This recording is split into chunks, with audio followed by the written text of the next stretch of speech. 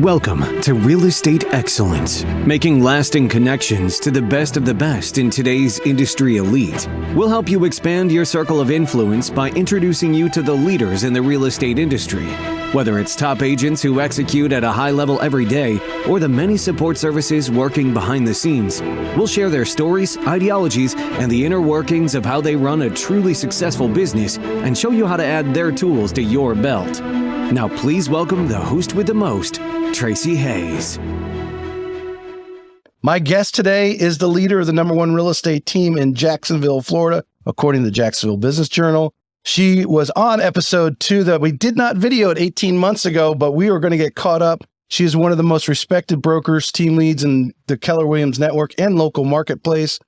I have personally watched her team grow. So let's get caught up with this amazing team leader and dig deep into creating, growing, and being on a real estate team, in this case, the Welch team of Keller Williams Atlantic Partners. Christina Welch, welcome to the show. Hi, Tracy. Thanks for having me back. Thank you. Episode 2. I'm really excited about we were talking about pre-show about the reels we're going to cut off because they're going to blow up the YouTube shorts, I think. Oh, well, I hope so. I think this is good. I mean, you've come a long way. Lots of new equipment. Your studio looks amazing. I appreciate that. It has been an interesting growth thing. As I mentioned pre-show, launching the YouTube channel just a little over a month ago. I should have launched it earlier because I would have noticed a lot of the things I was doing in the video part of it, because I think people miss out. They don't understand. They try to simplify a podcast right down to how many downloads you have on Apple. It's really not that, actually. I mean, there are great shows out there and there are great people that have audiences and they do get tens of thousands, just like some of our YouTubers have followers and so forth, and they've built those up over time. But really the podcast now is the content that's created from it. And, hearing great words and then cutting it into short term, which is our people can only listen for 30 seconds anyway. Well, I agree with that. And I'll say that most of our team listens to podcasts in their car when they're driving. So they're not really watching the whole video piece of it, but they're listening to the tips and tricks that all the agents have done in our industry and kind of learning from that. So it's great. Well, it kind of keeps you, that's one of the part of the show. And I think I might have expressed this to you, 18 months ago, and it's because it's been the same thing. Hopefully someone out there, someone trying to get into real estate, they're going to hear you today, stuff that you're going to be talking about, go, man, I resonate with her. I like what she's saying. I want to go talk to Christina and get to know more. Or again, it's just some piece that a lot of people talk about consistency and what they're doing, and, gives you that charge to say, hey, I need to keep doing what I'm doing, right? To break through. So. Well, I'm excited. You made me a little nervous last night on these questions because I didn't get to see any of these to start with. But I get to shoot from the hip. No, these are real easy, actually. The first one, though, did you know? So I was corrected on Monday. This Kim Knapp was on the show, and Kim being a very influential person and organizer of, it's called the RE Bar Camp. I have been corrected. I used the slogan or our slang, rebar. Mm-hmm. It is not rebar. It is RE Bar Camp. Yes. I did know that. But that's just because I've been fortunate enough to help present at it before. And so I have been corrected, but it is Real Estate Bar Camp. So. That's right. So I have been corrected. And what's interesting, if all the shorts I've put out in the last month and a half or whatever, I did the real silly one of saying, hey, it's not rebar, it's RE Bar Camp. I don't know if you saw that quick little reel I did. That blew up. But then I had a lot of comments that I'm still calling it rebar. Well, it's funny. It's RE Bar Camp, and it's also Realtor. So you should probably do a short on that one too, because some people say realtor. Realtor.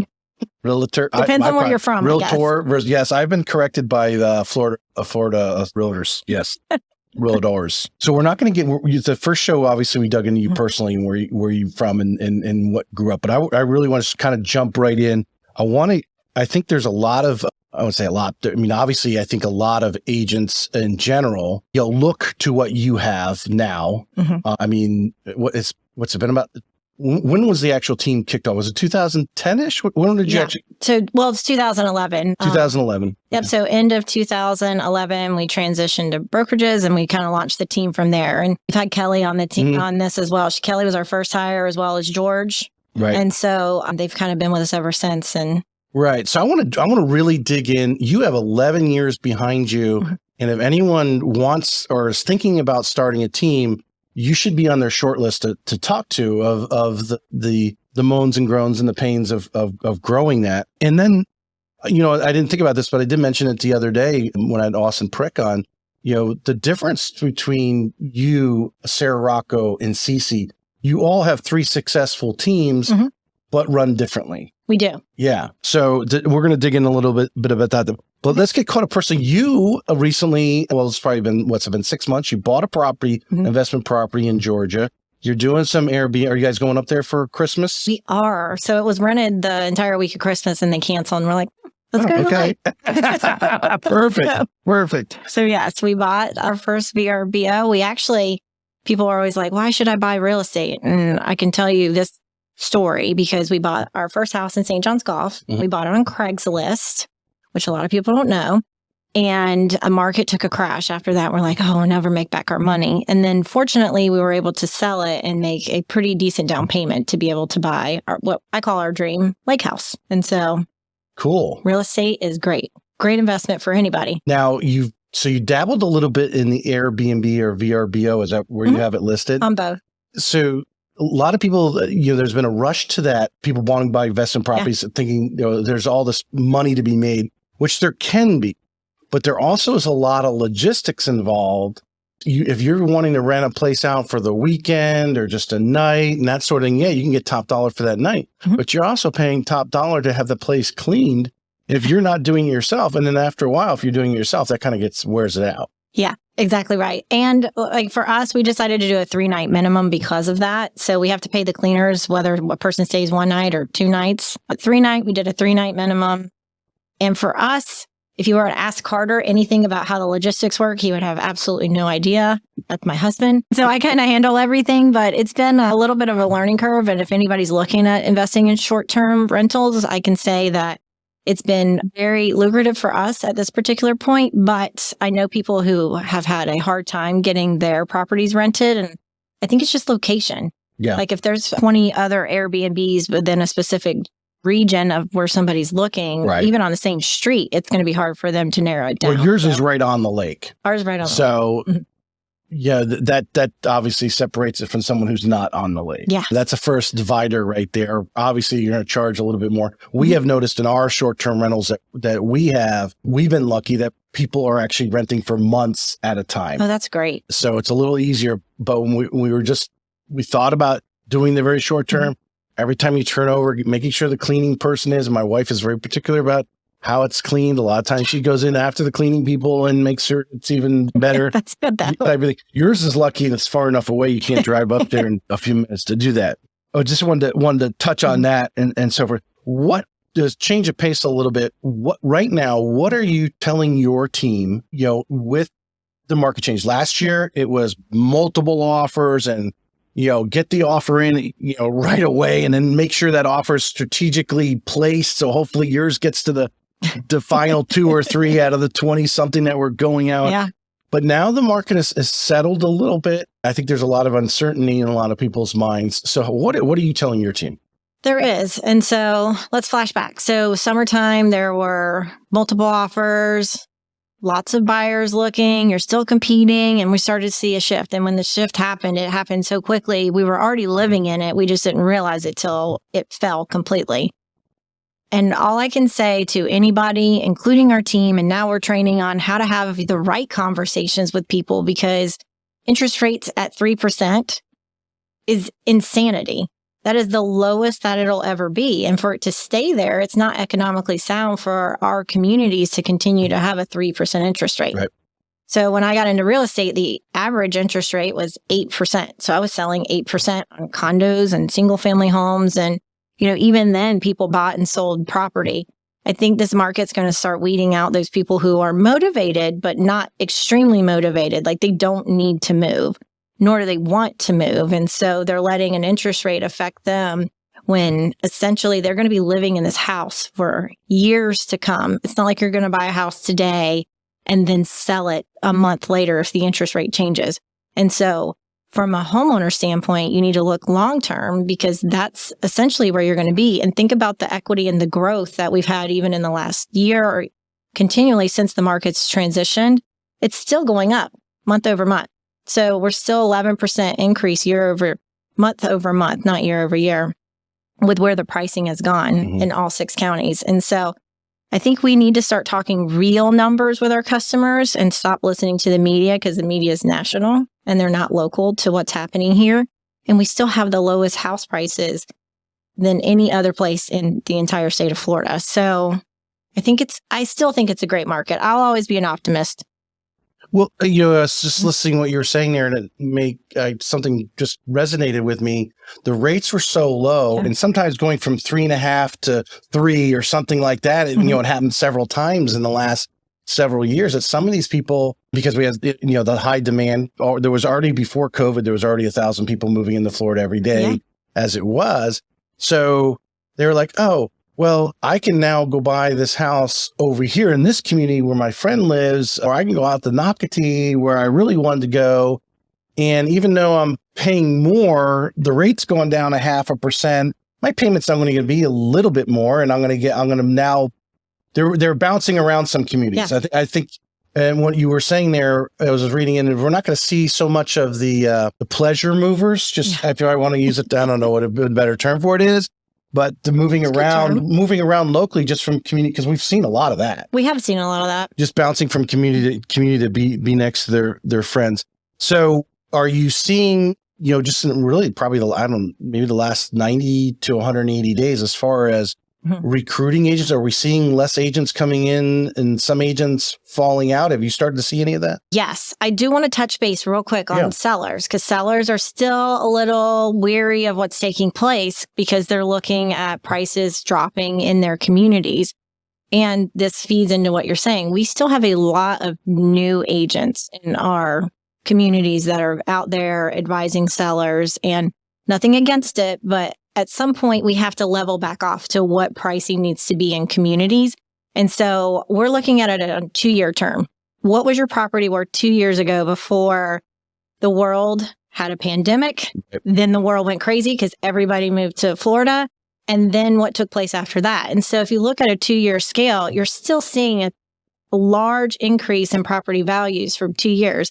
And if you can get even a fraction of that, the equity that you received in that property is huge. Yes. Okay. So with that being said, new agents hitting the market. So we get a list of all the agents that are newly licensed in the state of Florida, and then specifically for our region. So we hone into those agents and we reach out to them because we're constantly recruiting. I will tell you, in the last 3 months, that number has gone down significantly. We went from 150 2 months ago to, I think 60 total people in the system yesterday. Interesting. So do you think it's because of the overall uncertainty and the talk on the national media? We see, I obviously go in and log into my YouTube channel every morning, and on the home, there'll be all these guys, the market's crashing here, or Boise, Idaho, which was a hot spot, their market's down considerably. Obviously it's cold weather there too now. Who moves in December in Boise, Idaho? Not me. Right? Not me. So cold. So you think it's just simply that the same uncertainty that our buyers and sellers and existing agents have, that new agents are like, oh, I don't know if that's the right industry right now. We may have a collapse and I'll be stepping into it and it won't be pretty. I think that we always have seasonality in real estate. So whenever we do our numbers for the year, we do the bell curve, and it always falls off, even though it doesn't snow here over the holiday time frame, because most people they want to wait till the first of the year. We hear a lot of that. We want to wait till the first of the year. Agents coming in the industry, though, I think they're starting to realize this is not an easy job, and it's almost 24 hours a day that you need to be available, and it's sales. It's not HGTV. I always tell everybody, if you are coming into real estate because you've been watching HGTV and it looks fun, yes, there are certain aspects that are fun, but it is sales through and through. So you need to watch the boiler room and make one more phone call, because ultimately at the end of the day, the more people you talk to, the more successful you'll be in this business. Would you agree? I know we've probably talked. I talk about this a lot on the podcast. Like you just said, 24/7. Yeah. Our industries in what we do and being 100% commission based, when you put the realtor suit on, you're wearing it all the time. It's not something where you check out when you walk out of the office at 5 o'clock, if you're out at 5 o'clock. Yeah. Or Yeah, you might have been able to escape at 2:00 to go pick up your kid, but you're fielding a phone call and maybe you're talking to somebody at 7:00 because that's the best time to chat with them, or, whatever the situation is, or new house came in, whatever it is. But you have to realize in this industry, you're putting that suit on. But as Austin Preck said, one of the greatest benefits of being, if you are gaining business by going out, whether it's at your church or you're in the gym, wherever you're doing your hobbies and your other things in life, and you're able to get referrals from that, that's heaven. Right? It is. It's amazing. And you want people to look at you as the expert. And when I say you work 24/7, I mean, you have to have boundaries, obviously. You have to sleep, you have to eat, but at the same time, you're commission only. And so when you go to commission only, you just want to make sure that you're available when your customers are available, and you're answering on your listings when they need to be answered. And, we hear all the time, like, I've been trying to get in touch with this agent and I just can't reach out to them. And so our immediate response is, have you talked to their broker? Because if that one person goes off on vacation and you need to have a conversation with them, they can't just shut their phone off. Yeah. Unless somebody else has been in charge of their work, which is why team is so important. Team. And we're going to dig into that here. What have you been doing this year as far as, I assume, you went to the big Keller Williams Jamboree.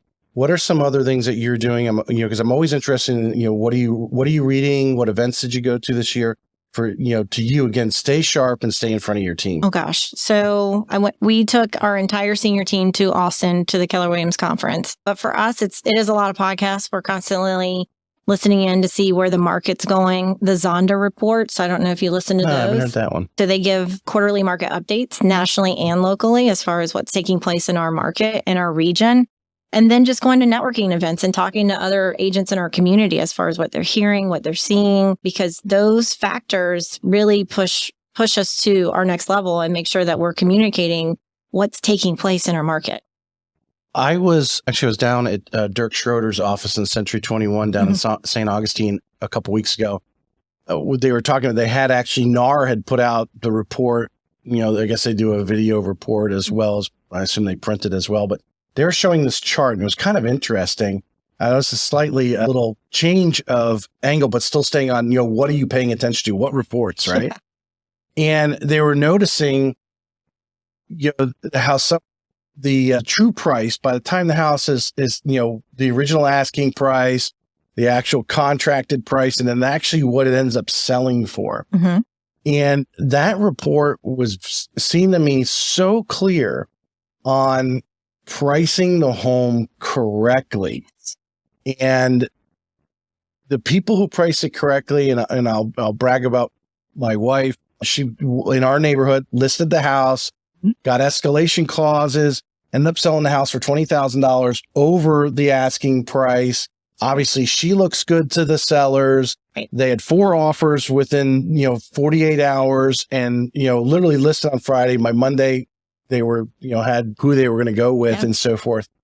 And right now, how important, based on those reports that you're looking at, the days on market and then what it actually ends up selling for, how important it is for buyers to listen to that selling agent, listen to Kelly on what they should be selling this house for. It's huge, and it's more neighborhood specific. So you want to really hone in on the numbers for the community, because our community might have multiple offers still, and another neighborhood might see properties sitting for 60 to 90 days, which we're starting to see again. And people are like, oh my God, the sky is falling. Back in the day, I can say that because I'm old and been in this industry for quite some time now, like properties sat for a while and we didn't have multiple offers and we didn't have a supply and demand issue like we saw when we were having 1,000 people move to our area a day. And so we need to, we'd say 5 by 5 by 5. So we look at 5 active listings, if there are 5 active listings. We look at the 5 that are under contract, and we look at the 5 that were sold, but we gauge those that were sold within a 6-month time frame. And we really want to only look 2 months back to see, did they have to have a price reduction? Where did it end up selling for based on square footage? And then have there been any upgrades to that property that we need to make adjustments for? And we want to price below that number. We don't want to price above it anymore moving forward, but it just depends on the community, because those actual numbers that you're seeing in there are the ones that are going to be determining factor of where the property is going to sell. How far below? Is there 5%? I mean, I wouldn't price it too far below what I call market value, because if you've got 5 competing properties on the market and they're all priced above what we feel like the current market value should be, you want to price a little bit below them. So that way, not only does your property stand out more, you're not going to have to reduce to try to catch up. So if the last house sold for $510, you might list it at $499. I would look at all the factors before making that determination. But yes, you really have to gauge into those specific numbers. Interesting. Because we were pricing above market value last year and getting multiple offers and seeing escalation clauses, and we're not really seeing those anymore. So you don't want to price too high where you're pricing out of the price point that the buyers are willing to pay for the property, because you're not having those competing offers anymore. Since we're on the listing subject matter, what is Kelly coaching her peeps and her clients as far as, because I think some people got really lackadaisical from the standpoint, like they didn't really have to clean up the house too much. They didn't have to maybe get the landscape, to make, put the bow tie on the house, so to speak, to make it look good. They could sell it the way it is because they just were kind of being lazy with it. Yeah. But today is a little different. What is she coaching? Are we pushing more to, hey, we need to declutter and stage, and maybe we need to clean up the landscaping a little bit? Okay, so that's a loaded question, because I always learned in marketing, if you have a 3 Series BMW, you're going to market it the same as your 7 Series BMW, because it's still a product that you are pushing out to your consumer. So with that being said, when the market transitioned the way that it did, we didn't really change the way that we marketed properties. We still sent the stagers in. We still send the cleaners in. We still do professional pictures. We want the sellers to have their home in show-ready condition. And we're not going to do the 3 Ps that are so pronounced in our real estate with, we put a sign in the yard, we put it in the MLS, and then we pray that it sells, because the 3 Ps. The 3 Ps. Put a sign, put in the MLS, and pray. Yep, the 3 Ps. Good. So we try to avoid that by having constant conversations with, your house needs to be in show-ready condition at all times. We need to make sure that we get all the buyers in. We're going to push it out as far as open houses are concerned. We're going to call all your neighbors. And we do a ton of marketing on the backside. I think there's like 20 total steps. But if it still isn't selling, then there's a reason for that. It's either price, condition, location is huge. So there's only one thing that overcomes that, which is price for location. Because if not selling and you've had 40 showings, it's either going to be the location, the condition, or the price. And so those are the things that we talk to the seller about consistently. So to lead into where we actually wanted to take it, what is Keller Williams coach? Kelly obviously has been, being a listing agent for a decade. Not every seller is going to want to cooperate. No, they don't. How do you have that conversation? So that's one of the things that I think is so funny. All of our listing team, including Kelly, who's leading the pack, can have hard conversations with sellers. It's not that our buyer team can't. They're just a little softer about it because they're on the other side of the fence and people are excited to go out and buy properties. Sellers don't really want to have a conversation with, my house isn't going to sell where it was last summer today. Mm-hmm. And so having direct and being honest with them conversations about our opinion of where the house is going to sell at is so important. And we don't sugarcoat it. We can't sugarcoat it, because if we sugarcoat it and we tell them that their house is nice and it smells lovely, when in actuality it smells like a cat's been living under the sofa for years and years and years, like, we need to be honest with them about it, because that's the only thing that is going to get it off the market. And remember, we don't get paid until it sells. So it does us no justice whatsoever to lie to them about the condition or the price of their property. Right. You've been leading the team for 12 years now, right? Yeah. You said roughly 2011, but we're going into 23 here. I mean, it's only a couple of weeks away. End of year. What you envisioned being a team lead 12 years ago to where you're at now, is it what it's cracked up to be? I think so. I've always wanted to own my own business. I think I told you this a while ago. Mm-hmm. Honestly, I didn't know I would be out of the selling piece of it for as long as I have been. But for me, I get so much more out of training the agents on the team and helping lead the team to bigger growth opportunities than I ever would being out in the field. And so I didn't think we'd be where we are, and I'm excited. And I was looking at a chart the other day of where we've started and where we've grown to. And even though we didn't hit our goal this year of where we wanted to be, the growth in between the two is so significant. I'm just very happy to be where we're currently at. Right. For some, obviously, a lot of dreams of agents, is the team until they realize what is entailed. And I think a lot, obviously the first impression, you want a team because you think you're not going to sell anymore. I mean, how many years did you go before you actually were able to get out of the day-to-day, showing homes and so forth to actually focusing on the team? So we started the team in 2011, in which we started adding buyer agents to the team. So at that time I was still out showing property. And then once I told the buyer team, I was not going to sell anymore to buyers, I was going to give my entire buyer business to them so I could focus on listing property. That was the first transition. And then I went only on listing appointments and only worked with sellers. And then when I told the listing team, these are all your customers, this is the only way that I see as a fair opportunity for you to trust me and not taking the creme de la creme of customers that are actually going to sell quickly, I had to step completely out. And so for that, I think it built trust within the team. So time frame, it's been 8 years since I've been selling real estate. So 2015. So roughly about three to 4 years, 3 to 4 years of having the team.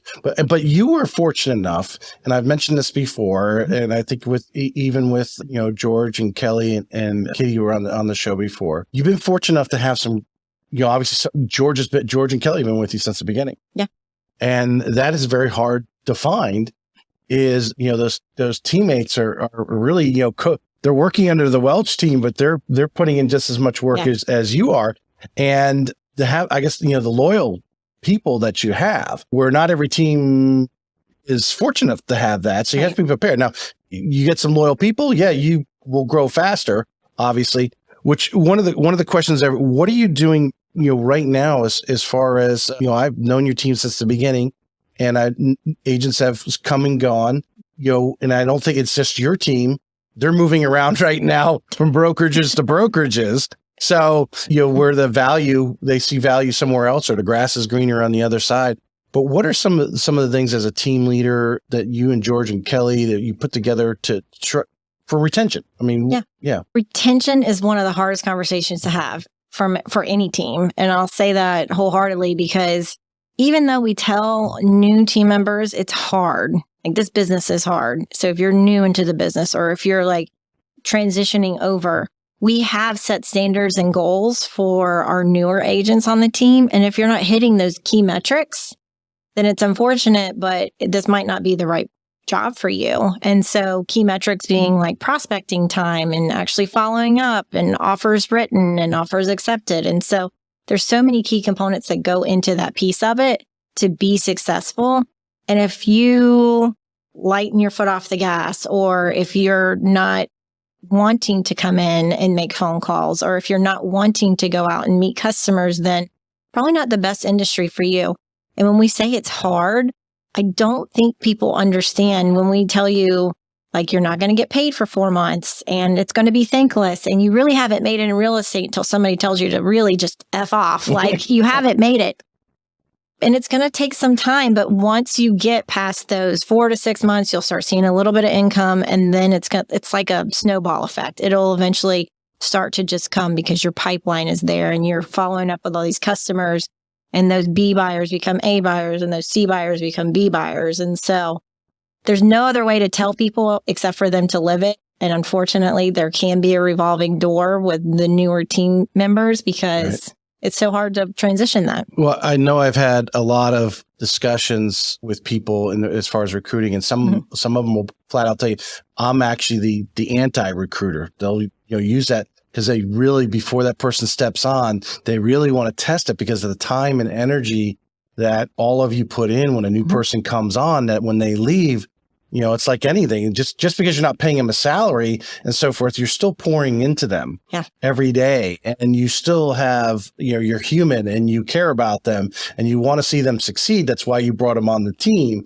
And to have that conversation that you're talking about over the last 12 years, I know you follow Keller Williams, a lot of the things that they're teaching. I think you've explained to me before in the past that, you whatever they told you to do, you did to the best of your ability because you knew it was a path to success for you.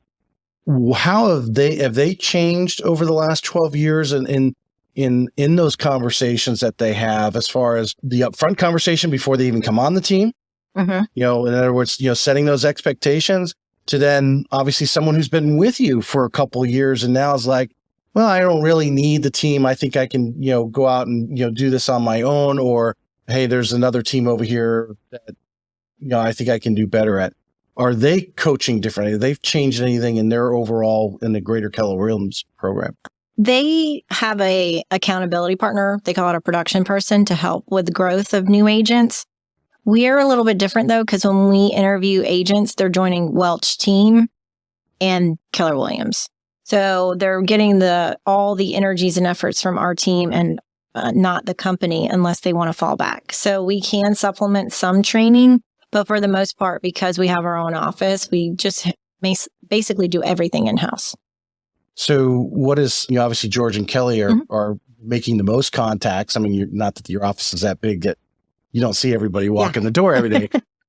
But as far as, again, someone wants to grow a team, you found either they themselves are going to have to do so, and they will at first, or they have a couple of the loyal soldiers that you have that are going to have to be constantly training themselves on retention. Yeah. I mean, the bottom line is retention. I mean, the longer you can retain a client, the longer you can retain an agent, the greater return on investment you're going to get from them. That they have to be committed. And I assume Kelly and George and all you have a couple other key leaders that are there that have been with you for a while.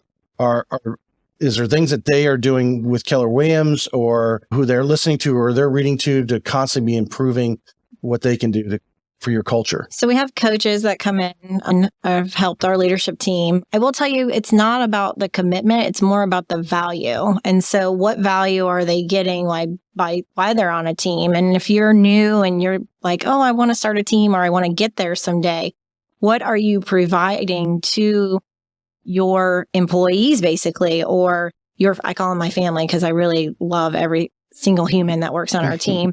But it's really the value. And we as a team know our value through and through and can say it to anybody coming through the door because we want them to be successful. And I'll tell you, a lot of teams don't have that knowledge and they're like, oh, I'm going to start a team. But what does that mean?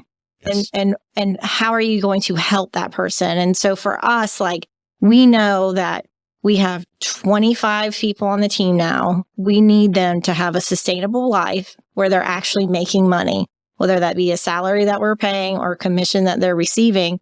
And so from there, what other value are we trying to give them? The great word you use, value. And is there, that has got, as any leader, I think that's the difference between, I'm seeing a lot of lack of true leadership. And the other word I want to use is vision. We haven't got the vision yet, but value. Sarah Rocco said it greatly. They're going to go where they see the greatest value. And if you're no longer adding value to them, then they're off to go find someone who is going to add value to their life or value to their business. And that's got to be the number one conversation or number one stress that you have, with your name out there out front. And obviously knowing that, hey, I need to retain these people. I want to make them great. They got to be happy. What value am I adding to them on a daily basis? Because sometimes, you've got agents that have been with you, or again, George and Kelly have been with you for a decade or more, and Katie and some others, and they need value too. Yeah. Yeah. So what are some of the things you do when you're sitting in your lake house in Georgia over Christmas?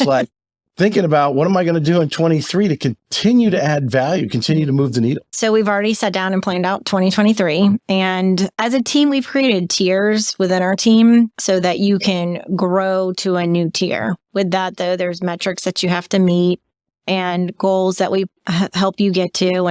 And there's other value that the team provides to help you get there, whether that be an ISA or our closing coordinators or our marketing department or specifically farming and helping you farm a community. So that way we're always pushing your information to the top and not just Welch team. So your friends and families can see you and know that you're the expert in real estate and you're part of this great team.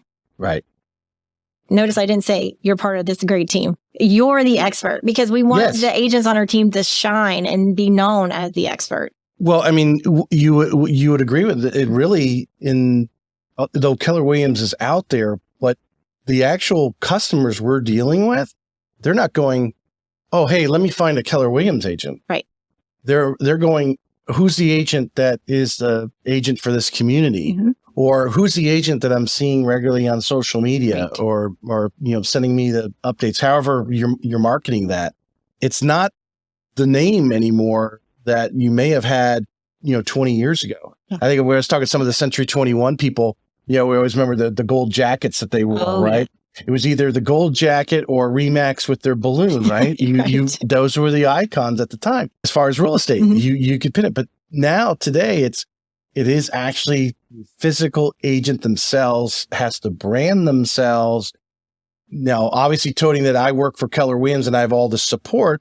Great. Same thing for me. I tell agents, they ask me, hey, how's Loan Depot? I said, it's great. Every time I throw in a loan, it's like a hot knife through butter, but I don't go around, pounding, hey, do business with me because I'm with Loan Depot. Right. As we know, it's a relationship business and people are going to do who they like. The clients are going to pick that agent who they will bond with there. I went off on my little tangent there because I wanted to ask another question, but it will come back to me. I know you read a lot. Who are you reading anyone right now or listening to any particular book right now? Oh my gosh. Yes, I read a lot. And I listen to a lot of books. I just got reading Selling in a Crisis, the new Jeb Blunt book. Selling in a Crisis.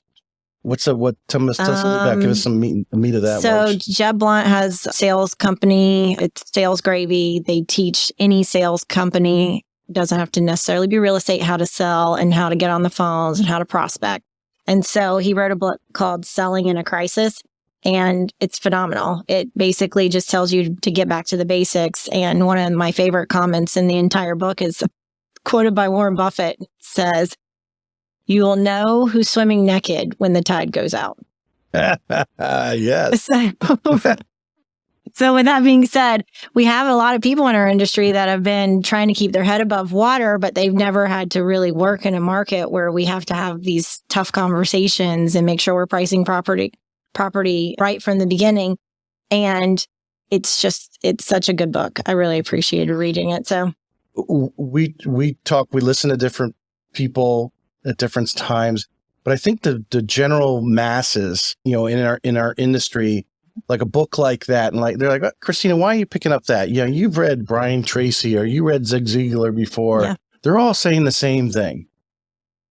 And my answer to that, to answer my own statement there, is if you were doing what Zig Ziglar told you verbatim in the book, or what Brian Tracy, or the many others that sales books that are out there, you'd probably be that person that leaves the office at 3:00 and just reads for pleasure, and is sitting on the beach at their beach house and so forth. Because the reality is, we've got to keep feeling. I can't remember what it was Austin Preek, but we were talking about something. We have to reach. Oh, I know what it was. I had Missy Kitty Campmeyer on, and I ran into her at the Real Producers event last week, and she was talking about how her career had reached a point where she had created so much business and everything. She spent, I think it was a month over in Germany with her brothers, and they ran a marathon and everything. She didn't run the marathon, but her brothers did. And then next year she's going to go spend all this time in the British Isles. I don't know if she's going to Ireland or England or London or whatever. She has reached this point that when you're chasing, and then she's reached that tipping point, right? And I think a lot of the people, why should I read all those sales books? Because we haven't reached the tipping point yet. we have to hear somebody tell us so many times. Right. And no one's more example than me at 52 years old, because I see some of these 30-year-olds killing it. I'm like, man, I wish I knew what you did. I did, these things when I was your age. You guys are, I'm so flattered to even be around you because of the progress, but you have to keep filling yourself with this knowledge. You may have to have someone tell you 10 times in 10 different books, pretty much to do the same thing. I agree. And I think you learn a lot. I mean, obviously, if you read, you're going to learn a lot. Some of the leadership books, they all do say the same things, but in different ways. So everybody learns differently, and you might just have to hear it a different way for it to finally click. And for me, I actually do enjoy reading, but I also listen to podcasts, and I listen to Audible on my headset too, because I like to get out and go walking or running. And so if I can take those little nuggets and put them back into the team and help them with some more knowledge for whatever market we're in or whatever struggle that they're going through, and give them some actual words that mean something, I think it goes a lot further. Yeah. And again, hearing it, someone say it 3 times, because we may hear it. We're listening to that podcast. You're doing your run. You heard it in the first 5 minutes, but 15 minutes later, you've heard 4 other things. Yeah. And now so you have to either listen to it again, or someone has to tell you again to remind you, and you keep adding that value because you're pouring into them as much as you're pulling out of that book.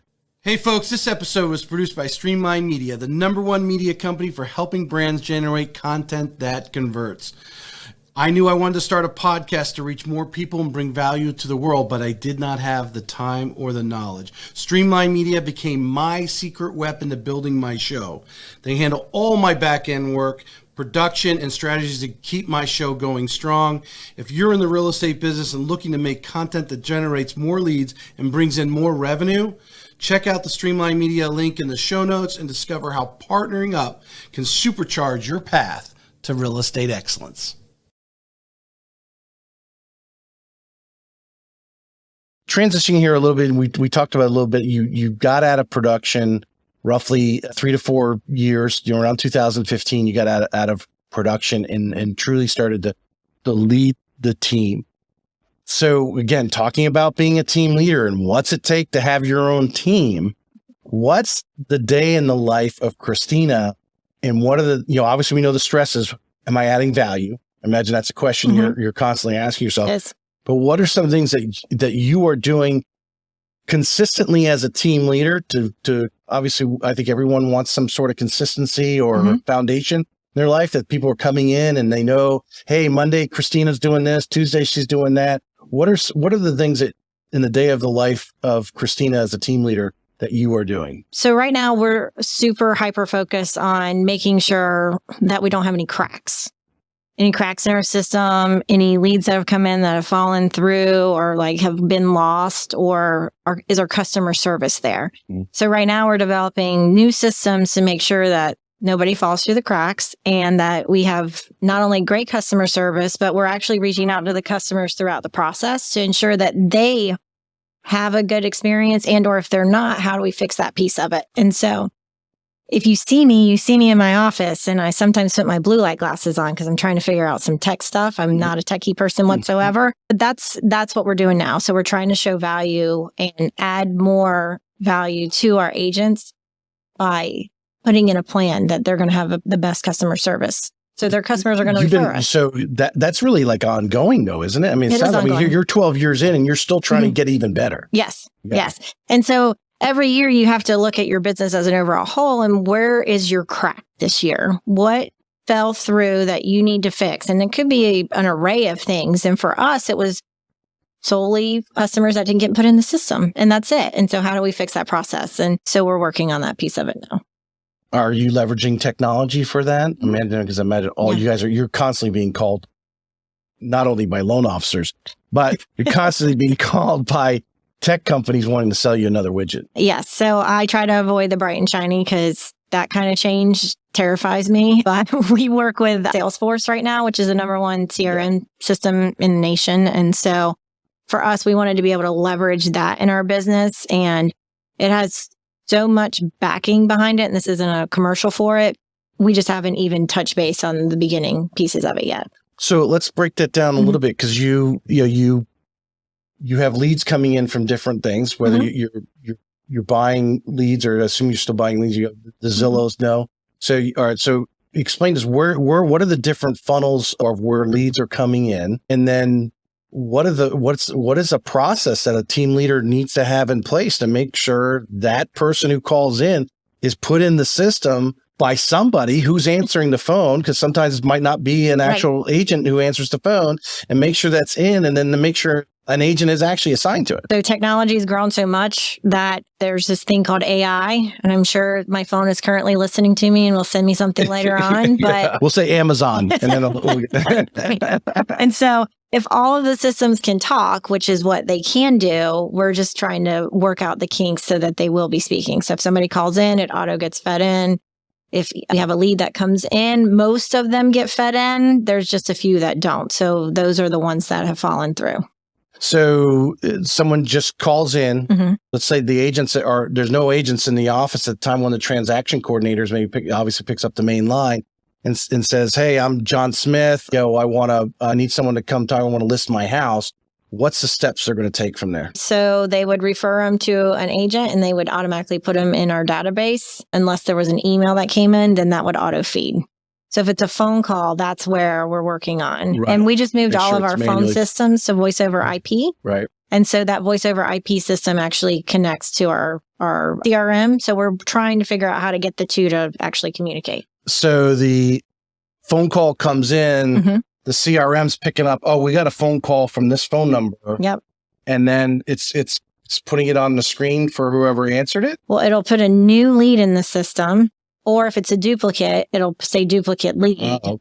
And then we have auto things that'll automatically assign to that customer. Right. So, having worked in the call centers, as you know, they're picking up, when I put in a social security number in an app, taking an application, right, immediately now will tell me, hey, there's a duplicate social security number in there or not. Right.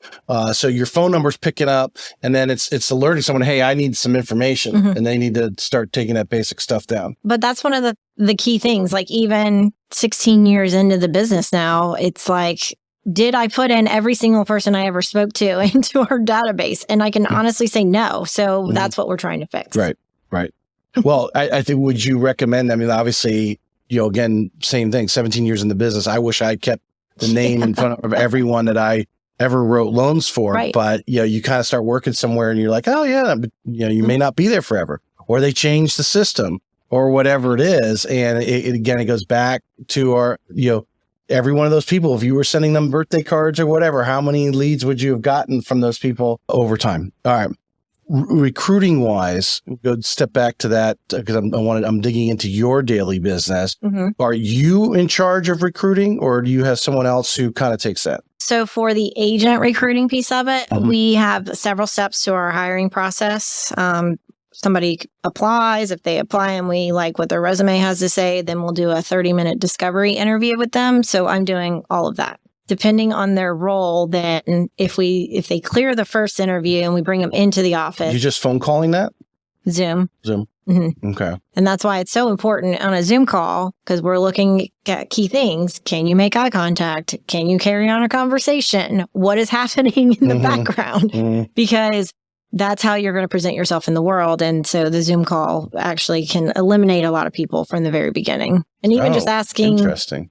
Yes, I know. And are you really guiding them to that Zoom for that reason, or are you just using Zoom for the convenience? It's it saves a lot of time if I do a Zoom call versus having somebody come in the office, because I can cut the call off if I know the interview is not going anywhere. Like I had an interview last week and I asked a simple question, why are you in real estate? They didn't have an answer.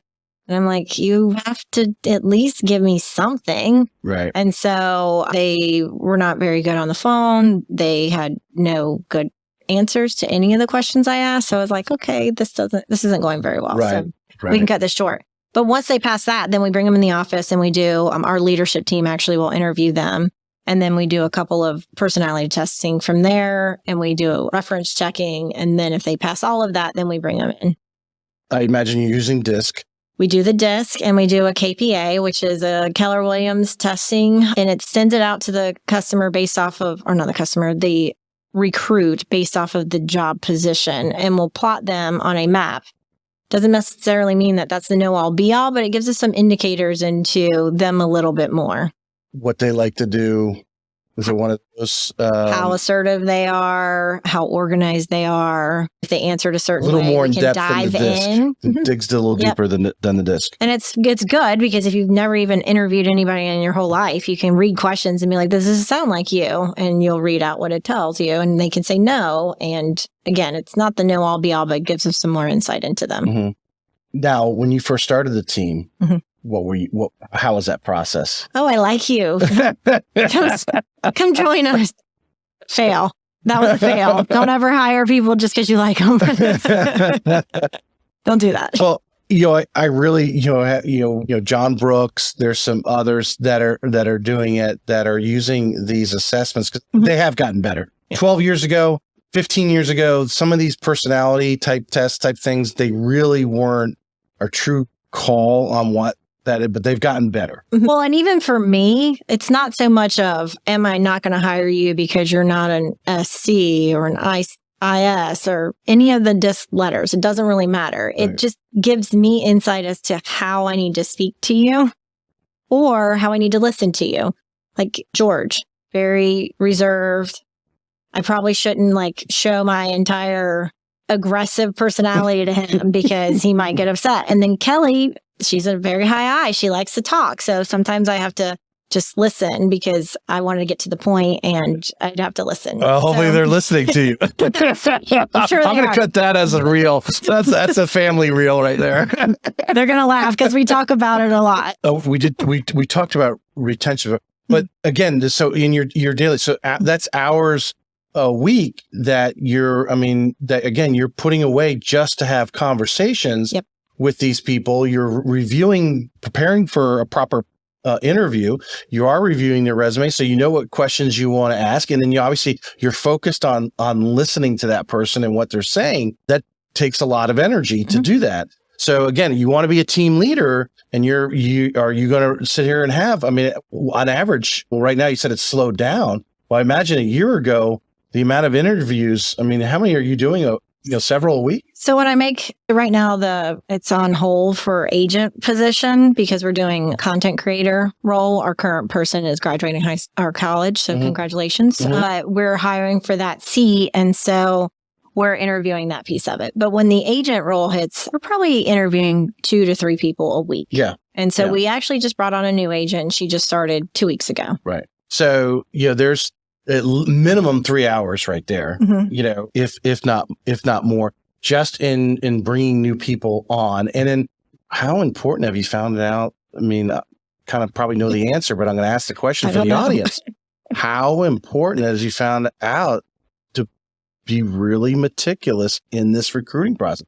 Again, don't just hire somebody because they walked in the door and they dress nice, look nice, or whatever. To really dig in and make sure you're hiring the right person. I think that's the hardest part about interviewing anybody, especially for just realtor role, because you need somebody who's got drive and work ethic. And that is a hard thing to interview for. And sure, people might tell you one thing, but then in actuality, they might be something completely different. And so if you don't have drive and you don't have work ethic and you're not a self-starter, it's kind of hard to be a realtor because you don't have a set schedule. You're not clocking into your middle school job and know you have to be in 1st to 6th period during this time and you have lunch at this time. It's completely different than that. We do set a schedule in the beginning for the 90 days to give some guidance to help the agents that are new in the role. But then once you get off on your own, you have to continue to keep that same work schedule. I think the funniest thing to me are agents that come in the business and they're like, I'm not really making a lot of money. And I'm like, if you had to clock in from 8 to 5 or 8 to 9 every single day, how many hours would you actually be working?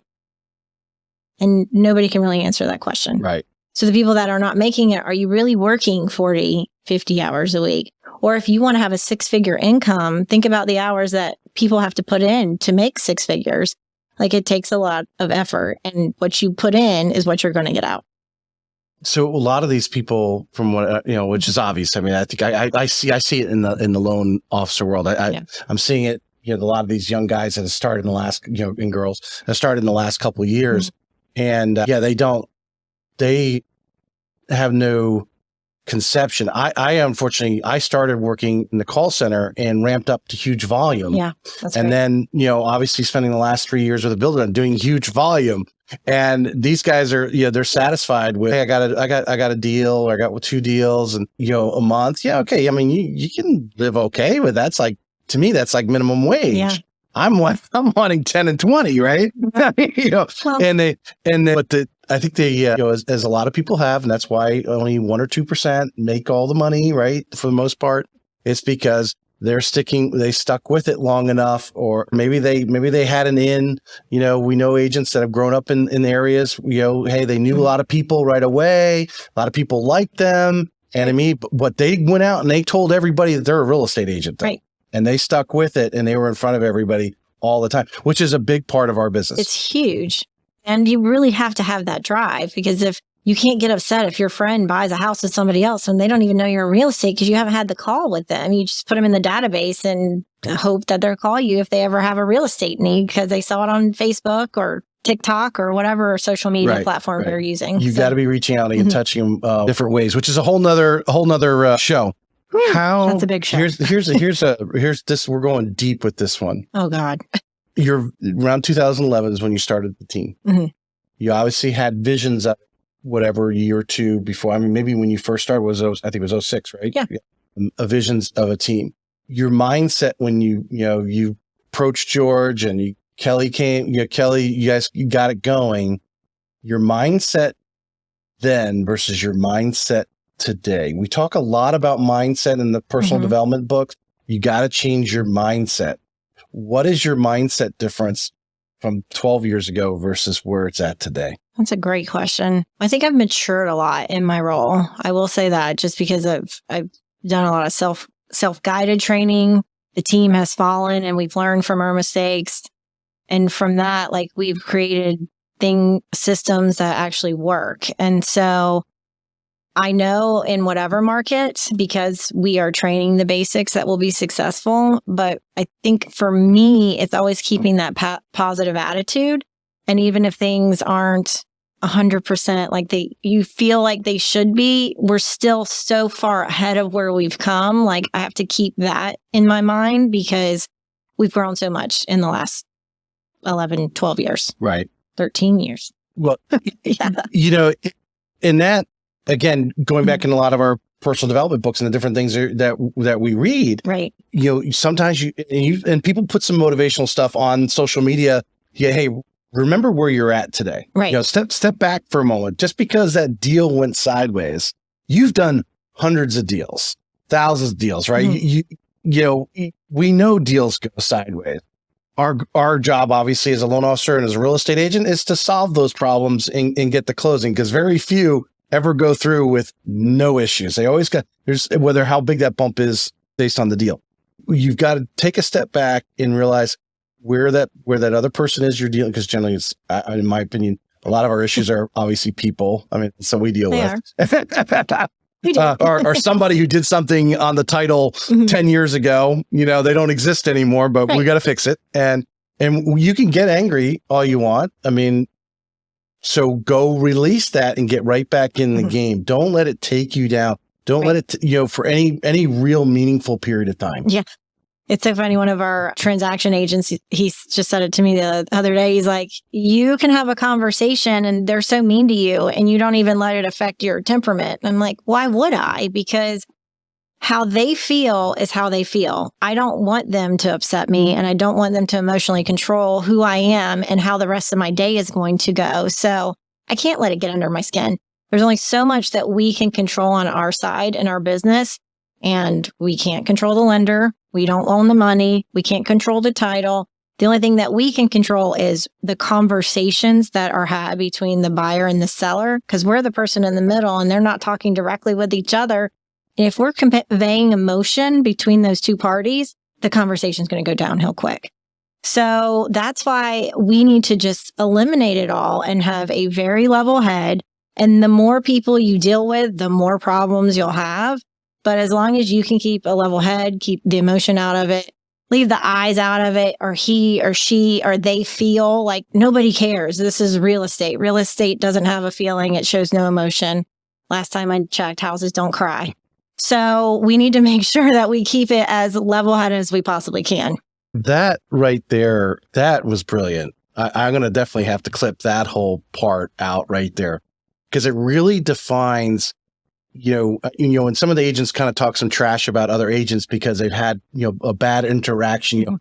Why this person's not cooperating or trying to fix this situation. And I think all of us need to, basically what you just said. I mean, the reality is it's not emotional. This is what we do. We solve problems. We can't let, we're people. We're of course we're going to get upset. I mean, when someone's yelling at you, your body just naturally takes some sort of reaction, and generally a defensive position.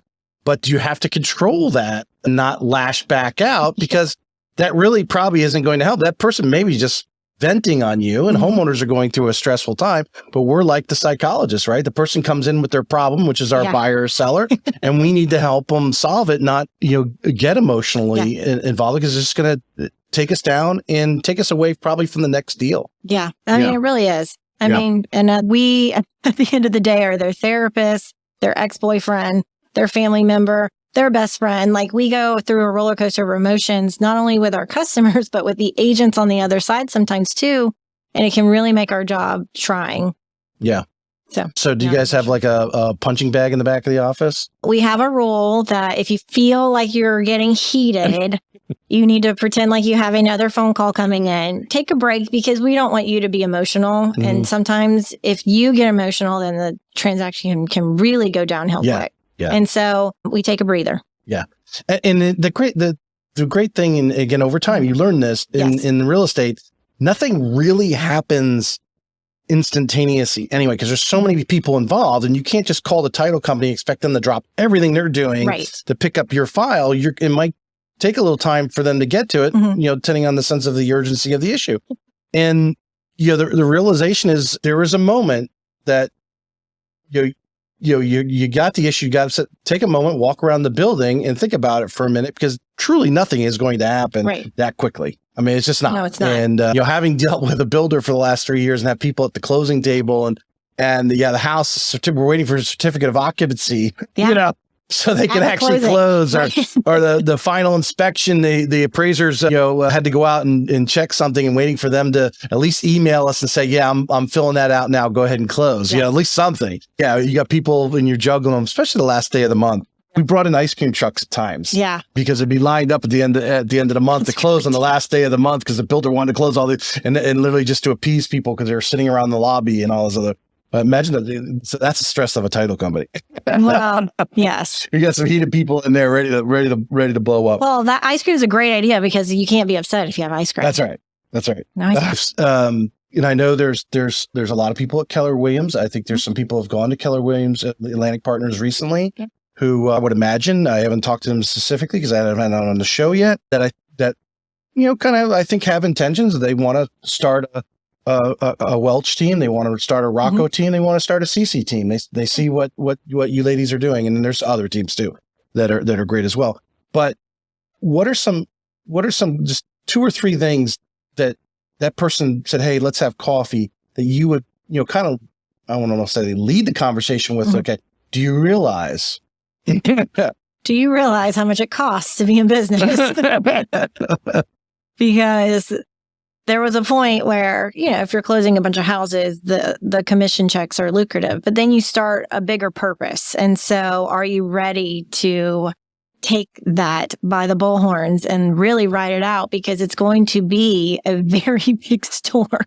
And honestly, I love what I do, but it took a while for us to get to where we're at. And there were several years I'd look at George and Kelly and our leadership's team and be like, we're still in the red, and we're in business to not make money currently. And that's not how most people run their business. So we had to go back to the drawing board and figure out what we needed to do to be successful.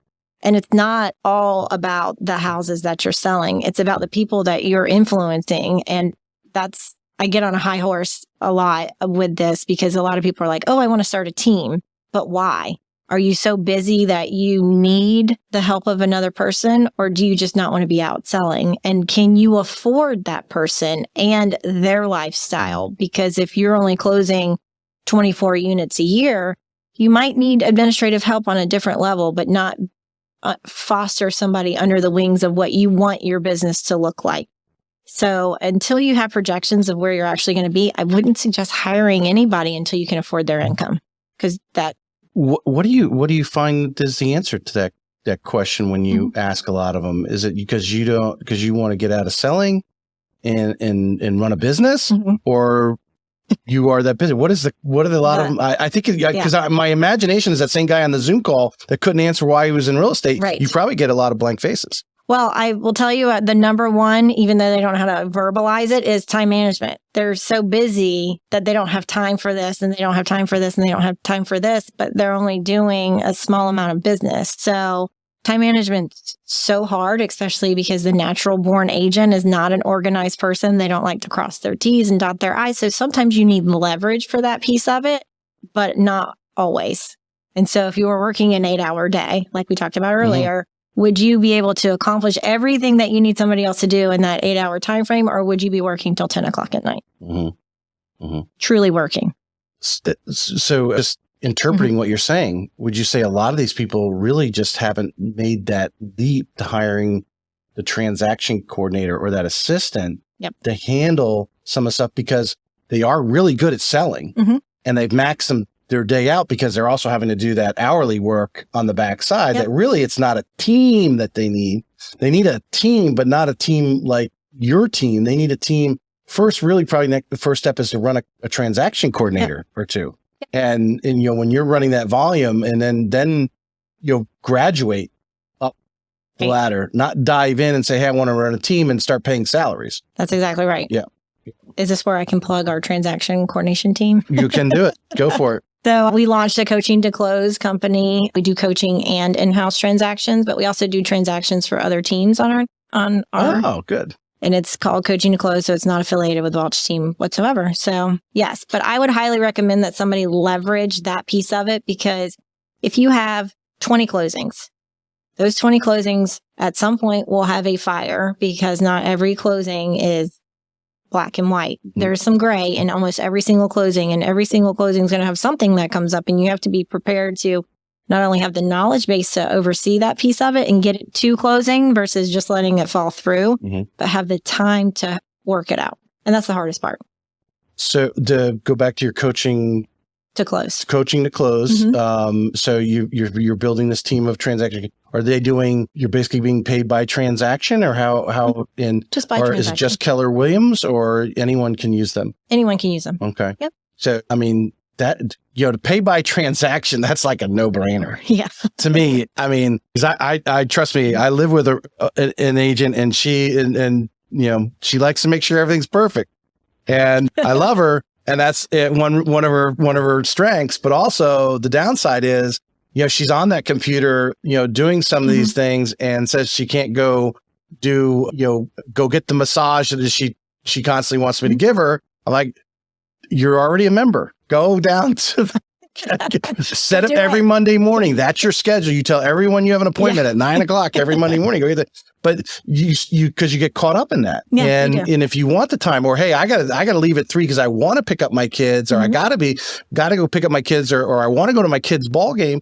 Well, buy transaction coordinator and try it out. Yep. And I think it will move your business. I know it will. Right. Yeah. You'll probably actually get more sales because you're now having time. And again, reading the personal development books, a lot of these top people, Billy Wagner got his book in here. He spends every day taking a little bit of just quiet time and letting his brain get caught up in, like a meditation type thing. But he's thinking about his day and his business and what he's going to do, because you got to keep with the vision moving forward with that, and having that transaction coordinator, even though you're just a single agent. But yeah, so it's leverage. It's all about leverage. Contact Christina on Coaching to Close. Coaching to Close, her Coaching to Close company. So how many people do you have right now as far as coordinators? Well, I know you have several in the office already, but you also have some people working from home.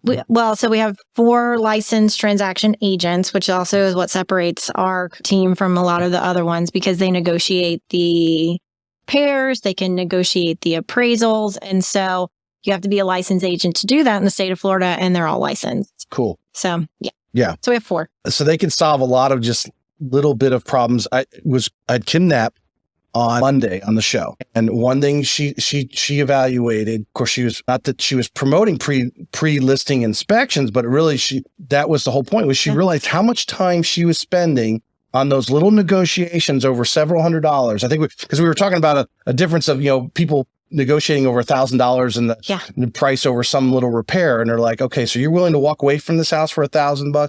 But then we that conversation developed into, getting a pre-listing inspection. So you kind of like you don't have those issues because you already fixed the problem, because she was realizing how much time she was spending as the agent getting people in there to fix that stuff. Yeah. So if you're not a pre-listing inspection person, to have one of these licensed transaction coordinators to handle all of it. Yeah. It's not rocket scientists there. At that point, everyone's well invested in the transaction. Right. Yeah. Because in a buyer's mind, they don't do this every day. So they might look at the water heater that needs to be replaced and it's like, oh, that's going to cost $15,000. And we all know that's not accurate by any stretch of the imagination, but they come up with these erroneous numbers that make no sense. And so we actually have to show them value on some of these items to get things worked out. Right.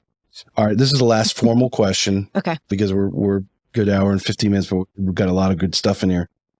12 years in the business. I probably asked you this question 18 months ago, but I'm going to ask it again. Okay. What do you think is your, and I use the term, I write in here biggest mistake. I just leave it that way, but just, if you were talking, I know you don't like public speaking from what I'm told. Is that?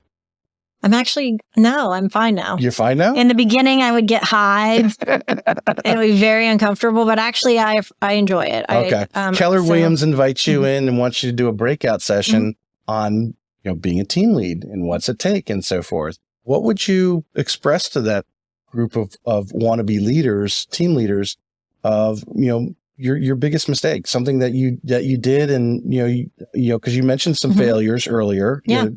We fail forward. If you're not failing, you ain't trying. Yeah, no kidding. What would you say is one of your bigger ones? Honestly, I get too emotionally attached to some of employees on the team throughout the years, and keeping them on board, even though it's costing us more, but they're losing, I think would be one of my biggest hurdles. So I've had to grow from that piece of it. So your return on investment for particular employees, because you wanted to keep them. So, whatever you change their comp plan a little bit to try to keep them on board, but realizing that return on investment is not paying off.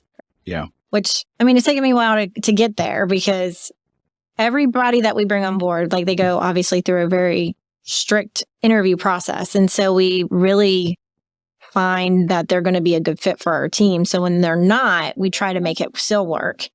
And then when they're still not, we still try to make it work. And so it's cutting those ties a little bit quicker. I think everyone who's ever hired and fired people has gone through that for sure, 100%. But sometimes the fact that you've come to the realization of it is a big step in it. Every time someone says, well, I went and talked to somebody and they're going to give me this better split. I'm like, okay. I would imagine if I was you and I'm not in your office, obviously every day, I'd get a little cut. We're the number one. We're obviously doing something right here, right. So you may make a little less per transaction with me, but are you getting a couple more transactions because, and the fact, the really experienced people, the core people that you have. And I think is obviously the value of your team is you've really kept, these core people. The value of their experience pouring into these new people is priceless. Yeah, no, it's huge. And if there's anything that I can say, everybody always learns from their mistakes. So we wouldn't be in the seat we're currently in without learning from all of those mistakes. I just feel like we might have gotten there a little bit faster, but at the same time, I'm so happy with where we're at. I don't think I'd change anything. Well, it's one of I think it was Melissa Ricks that said this, and I've heard it since then. Again, you can't measure yourself against someone else who's in a different. They're in a different period. They may be the same age as you. Right. They may have been in real estate at the same time. I mean, Sarah Rocco's only been in real estate about 6 years, and how great she does. But I mean, she's, when you talk to Sarah, you realize how she's, Sarah's I told her the other day, I messaged her, I mean, like, you're on another level, lady. Every time I'm in her presence, I could just tell her, she's brilliant, and she's totally focused on her business.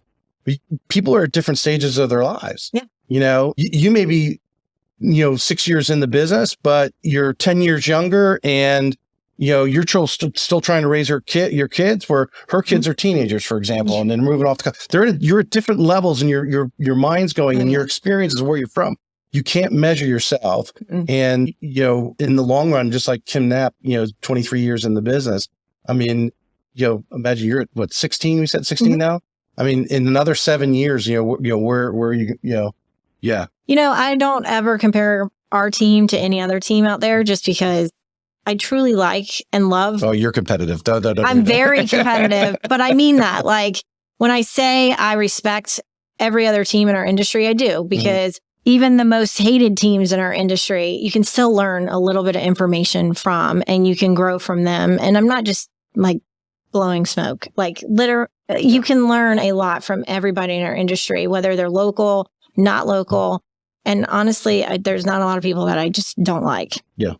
Well, I mean, it goes back to the failing. I mean, if you were sitting there talking to them, a lot of times you're going to talk about what were our failures. So by sharing your failures, the other person's already learning, like, oh yeah, that, I mean, right there. I mean, and everyone is going down a different path. So oh my gosh, we can go there forever. But that's one of the podcasts you could put together. Put us all in the same room and let's talk about our struggles, because we've all been there. We've all gone through the same. It really would be good to have UCC and Sarah in the same room and on a round table. All right. We'll have to put that together. All right, last 2-minute warning questions. Well, obviously going to Georgia, imagine your lake house, but what do you guys like to do when you're in town? This is my Florida lifestyle question.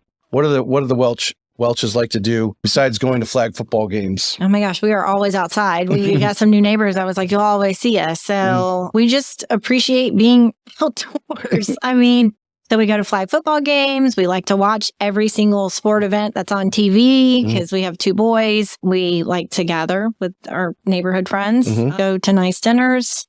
That's pretty much it. We're kind of boring. On Friday nights, you can mostly find us watching Christmas movies currently. You're on the Hallmark Channel? That seems to be that's the one now. Don't judge me, Tracy. I like Christmas movies. I was talking to my wife. I said, is that the actress for this season? That one right there? Because she's in every one of them. Yes. And she does a good job. I've seen most of those. What's the other? So there's the Hallmark, but then what's the one that's someone's always getting murdered in? So there's 2 different channels, and my wife's like, yeah, on that one, it's the Lifetime movies. Lifetime movies, yeah. But she goes, in the Lifetime one, someone's dying. I know. Someone's dying. Someone got killed in that one. Yes. The Hallmark, everybody's, they get married at the end. Somebody's kidnapped. It's the bad babysitter, the good babysitter, whatever. It doesn't matter. They're all hilarious to me. And I know probably asked this in episode 2, but we're going to ask this again. Is it more important who you know or what you know, and why? See, I'm prepared for this question, because it's who you know. Why? Because if you only know so much, it can only go so far unless you're sharing that knowledge with somebody else. Okay. I like that. I agree. Whether it's you sharing it or you going and pulling it from someone, because I imagine people call you all the time for your advice on, creating a team or whatever, really, for that standpoint. And then knowing you and I think, like I said, I'm just going to brag about your team. I think it's amazing to have seen them grow over the last dozen years, and the core people you have there. Whatever you're doing there, obviously they love you, but love doesn't pay the bills. No, it doesn't. But I will say we wouldn't be a team without them. Like, right. I can't put me in front of them, and honestly, everything that we've gained and grown is all because of them. And so, even the cracks that we find, we fix them because we want them to be more successful in their business. So there's no I in TEA. There's no I in T. Well, the other thing is, you can go somewhere fast alone, but how's it go? John Maxwell says it, I think. But the point is, they obviously feel they will go further together with everybody there. I mean, obviously they've been around you long enough. They've seen your weaknesses. They've seen the trials and errors that you've gone through, the failures of the team, but they didn't give up on the team. Right. And the fact that you've held them all together is just amazing. No, I mean, they are like family. So I truly mean that. They really are. All right. We'll definitely cut that clip out for you. Christina, thanks for coming on the show. Thank you, Tracy. This was fun. I appreciate it. Okay. This may be it for today's episode of Real Estate Excellence, but we both know your pursuit of excellence doesn't stop here. To connect with the best of the best and really take your skills to the next level, join our community by visiting TracyHayesPodcast.com, where you'll meet more like-minded individuals looking to expand their inner circle and their personal experience. That's available at TracyHayesPodcast.com.